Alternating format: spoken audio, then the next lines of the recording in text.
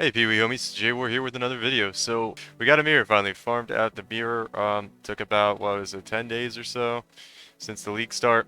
Yeah, so this video I just wanted to go over how I did it. And I did basically an Alch and Go strat. And just to go over a couple things, because my last video I made was this like MF caller video and it caught a lot of like traction in the community. I didn't use that to make any currency, guys. I basically all of the currency making I did, 80 to 90% of it is on stream. You can see what I do. I basically, like after day 3, I end up buying a mirror card at the end of the night after a long farming session, usually like 8 hours of farming or something, and then I buy a mirror card. So, and that being said, this isn't even a really super efficient farming method I do. It's all Alch and Go, and I do that because I just kind of like Alch and Go better than buying a lot of scarabs and sextants and doing a more juiced up strategy, which there are kind of people that are discovering pretty good juiced up strategies, but for Alch and Go strat, this is pretty good. So I just want to take you guys through a map and go a little bit more in depth in it. I made a video for like the first 100 divines farm I got, and it's pretty similar strat. We really haven't changed up anything, but just want to go a little more in depth in this video because kind of was looking over the last video and I realized I didn't really cover anything very well. So we've got the Delirium Mirror here, which you're going to get in almost every map. So show you how we do this. We want to kill all the monsters we can at the start just to get the juice filled up for the Delirium bars. And alright, so we have an expedition here. We are not using any scarabs or anything like that. I just Alch and Go every map. I roll them pretty okay. And we use essence on the map device, right? So looks like a pretty good expedition here. Because of the situation with the mirror of Delirium in the map, I'm going to ignore the expedition for now and just make sure I get 5 rewards on the Delirium mirror first, which is pretty easy to do. I will kill some of these essence monsters along the way. Just try to stay away from them. There's usually a lot of spooky on-death effects and just ground degens dropped by those. So, alright, keep going here. I'll fill out the mirror tablet every map as well. I actually have only run like a couple mirrors this league, or lake encounters rather I should say. And yeah, so I haven't really been doing that. I'm kind of waiting for a buff like a lot of other people to try running those. Okay, just blasting through here. We do have strongbox nodes, so take advantage of all our strongbox. Ooh, that was kind of scary. It represented me back in to the strongbox there with the Ice Nova. Okay, operative strongbox. We get quite a lot of these, which allows us to get quite a lot of scarabs, as you can see. And just because I have the Mirror of Delirium, and because I have to go back for the expedition, I'm going to wait to loot those. So, kind of see there's a little bit of management required in this strat, and another thing you could do to optimize this strat, which isn't really the best thing on Crimson Temple I found, especially when you have a Delirium Mirror in the map, is to boss rush and then come back so you get better altars, right? So we've got a Misery Essence here, so we have 5 rewards. So I corrupt the Misery Essence to try to get a Essence of Horror or Insanity. I don't remember which one corresponds to Misery, or if it even works like that, but yeah, we corrupt it to try to upgrade the Essence there. And then our Mirror of Delirium is now out, so which is kind of nice to make the map a little bit easier. I could pick up that large cluster jewel there. If it's an 8 passive, yeah, I'll pick it up, and we might try to roll that later because it's an 8 passive large cluster jewel. So, just showing you guys some of the stuff I'm thinking about while I'm going through the map here. We got a Scarab reward there from Eldritch minions. That's going to be kind of nice. Could pick up a few nice Scarabs from the Eldritch minions now. So, it's a lot of small stuff in this farm that kind of adds up, and as you can see, it's not super fast, right? There's a lot of little things you have to kill, a lot of packs that pop up from the Eldritch altars. It takes a second to do the essences. We're not really doing maps in like, you know, a minute here, maybe 2 to 3 minutes per map though. Pretty quick, not super amazing. I could probably be going like really fast if I was like wanting to give myself a RSI, but yeah, it's not really necessary. Kind of just a casual map blast, honestly, and this is kind of how I like to farm usually, which, you know, might be surprising to some of you guys who watched my last video. I don't actually min-max that hard. Part of the reason is because, you know, I played PvE for a while, and once you're kind of like, you know your way around the game, there's not really a reason to, right? So we're going to go back and do that expedition now to end the map. You can make currency, you'll be able to make plenty of currency, and really what happens if you play the game a while, and you know what you're doing, and you play a lot, you're going to reach your goals pretty quickly. And then you're going to run out of stuff to do. So I kind of, you know, I just do what I like to do. And then as efficiently as possible, right? So I don't really feel the need to min-max most of the time, but I don't know. Some of you guys are gonna think about the last video I made when I'm talking about this, and yeah, I don't feel the need to min-max most of the time. But the problem is in the game right now, with reference to the last video I made, is that it's just it just I don't know. It's hundreds. It's exponentially better to do what I showcased in the last video with the MF Caller right now, and that's just a problem in the game, I think. Yeah, and people saying you don't have to do that. Yeah, you don't have to do that, but it doesn't mean it's okay that it's in the game, right? That's you're kind of missing the point if you're taking that perspective on it. It's like say there's a lot of things you don't have to do. It doesn't mean it's okay that they exist. You're just kind of ignoring the point there. And if you want to live in like blissful ignorance, yeah, you can do that. That's fine. I mean, that's perfectly fine. But don't come into the discussion about this topic and ignore the topic. That's not really a perspective. That's just a non-perspective. So, alright, that being said, anyway, this video wasn't really supposed to be about that, but since I'm talking about farming efficiency and stuff like that, I feel like I probably need to address that so I don't sound like a hypocrite or something. But, anyway, doing the expedition here, we got a logbook. Getting a logbook is pretty common. That's a black scythe, that's pretty good. I'll probably just run the black scythe one myself. Try to get some exotic coins. I was selling just about all of them, but they've come down in price a lot, so yeah. So anyway, that's what a map looks like, and as you can see, you know, we got a pretty good haul from the map there. A good number of scarabs, good number of essences, some currency, and a logbook, right? And some reroll currency from Expedition. That's about what you would expect, right? From a map like that. Whoa. Like, looked away for a second. Got an absolute psychopath monster. I'm gonna go back in there and kill that, just because I'm curious what kind of Arch Nemesis mods it had. I think it was insane. It might be just because they're buffed up so much. Empowered. Wow. Okay. Turn away Vol Molten Shell. And there we go. Okay. Well, cool. And we got some, this is not a bad example actually.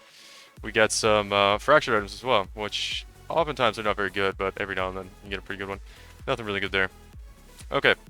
So, that's the map showcase for the farming strategy, right? So that's what I'm doing. This is a typical haul, pretty typical what you get from a map. Maybe the logbook, not every time, but you know, once every 2 or 3 expeditions you do, you'll probably get a logbook. So that's kind of how the strategy goes. So, and to go over things I've been doing here, my personal expedition strategy, because expedition is probably really one of the core parts of this farming strategy, is I deal with ROG, which I don't have a ROG guide out on what you should be looking out for, but just some things to go over. You want to look at bows for like +1 additional arrow, because +2 additional arrow modifier on a bow is really, really rare, and bow characters really want that.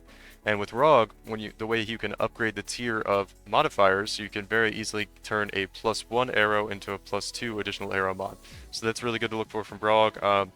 Fall Regalias, this is a destroyer, you know, high ES bases. Amulets are really good to roll, usually. I don't really go for like just regular fizz weapons, or even wands or scepters, because they have such a large amount of mods in the pool to hit. But if it starts with like +1 all skills on a scepter or a wand, I might try to roll that. Another thing I like to try to do is these armor evasion rating based shields, or just evasion based shields like this one. Probably try to get spell suppress and avoid elemental ailments on the suffixes with like a nice life roll. Those would be pretty valuable. What else do we like to do here? I don't really go for chest pieces, because if they're not 6 linked, people aren't interested in most of the time.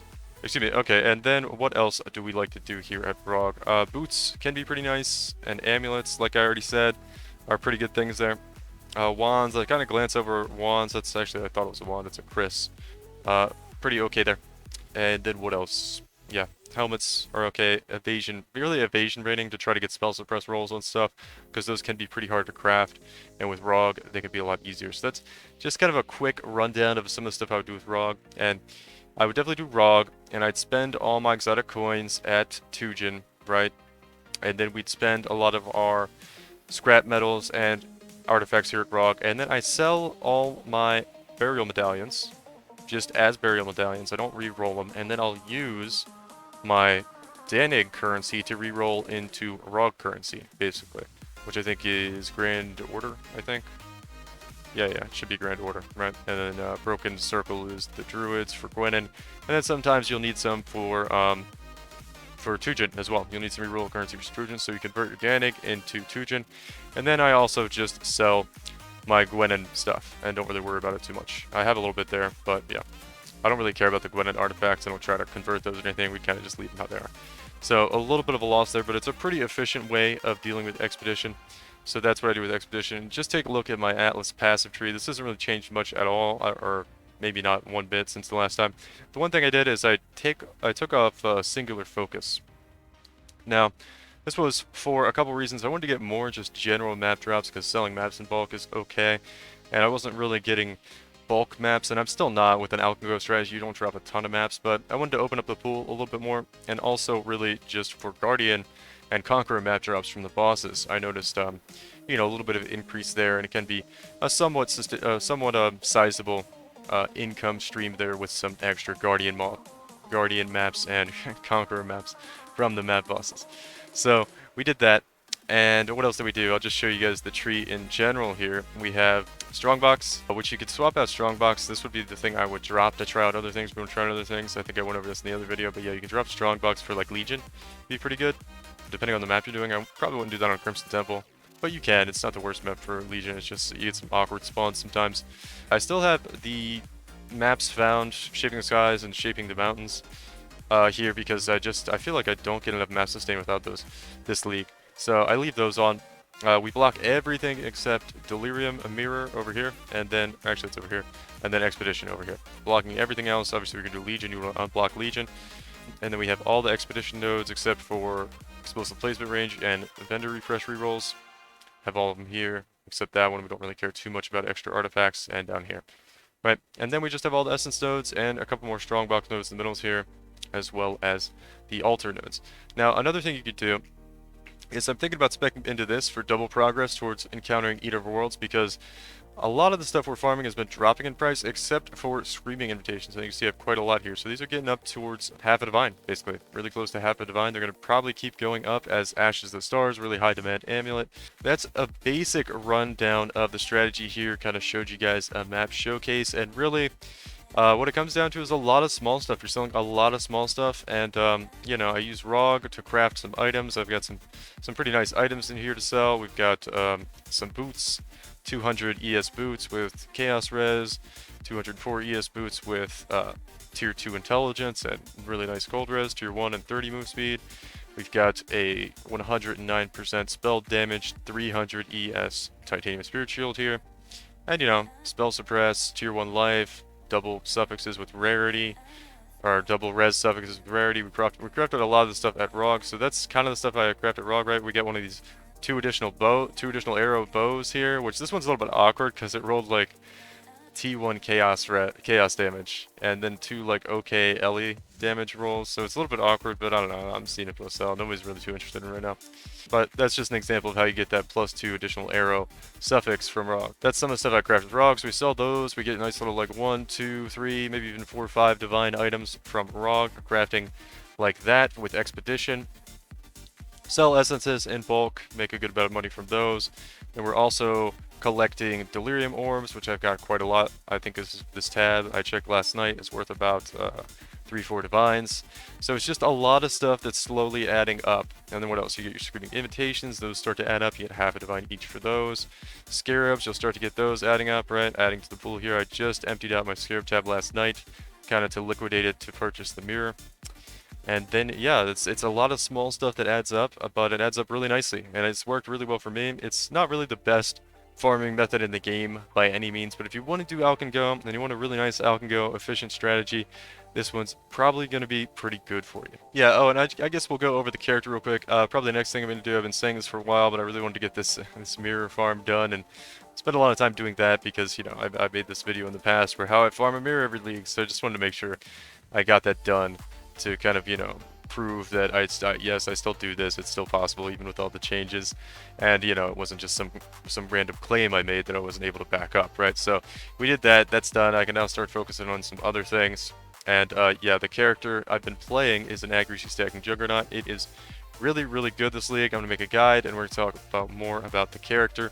And one of the main reasons it's really OP this league is because of this node that got changed, what a lot of people are sleeping on, right? I think a lot of people know about it, But Jug kind of has this problem where it doesn't really do good damage, so it has almost no damage nodes on the Ascendancy, but it's like a tank Ascendancy, right? So it makes sense. But anyway, Accuracy Stacker kind of avoids that problem because you're stacking character and your damage comes from the stacking of the attribute or the mod, right? Which is accuracy in this case.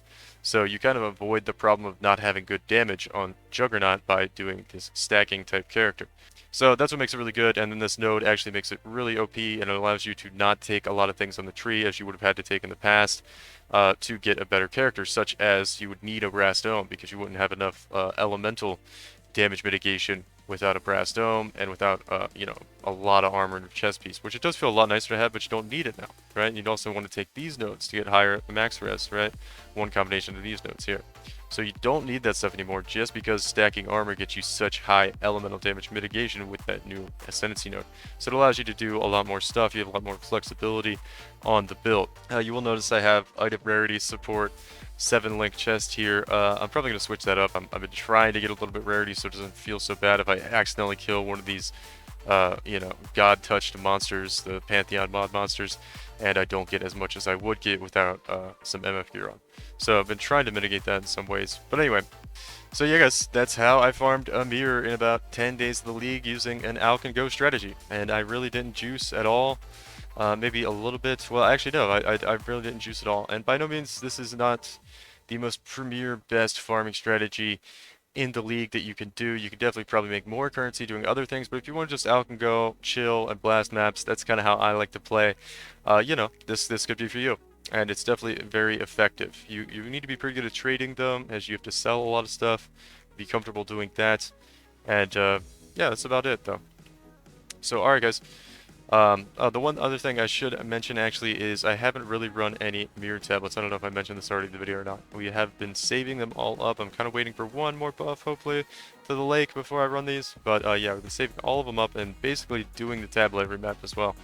So we've acquired quite a lot of those. Next time I'll have a guide coming out on accuracy stacking Juggernaut pretty soon and all the different steps along the way. I'm not really going to do a league start version, like a super league start version where you take it from 0 and ascend it as Juggernaut and go straight into accuracy stacker, because it's very tricky to do and I need to test some things out with how to do that. But if you want to swap into it, which is kind of the recommended way I propose playing it at this point in the game, usually I don't recommend league starting as a Juggernaut and trying to go directly into it. I recommend playing something else and then just hard swapping after you buy the items. So that's kind of how I've set it up, but in the future I might try to do a pure league start version, see if it's possible. I need to test some things out with it. But anyway, we're going to have a guide coming up for accuracy stacking Juggernaut and kind of how I do it, and there's some new things that are possible with this league that make it really, really powerful with the mirrored items and stuff. So I'll be going over that. And yeah, that's going to do it for this one, guys, and thanks for watching.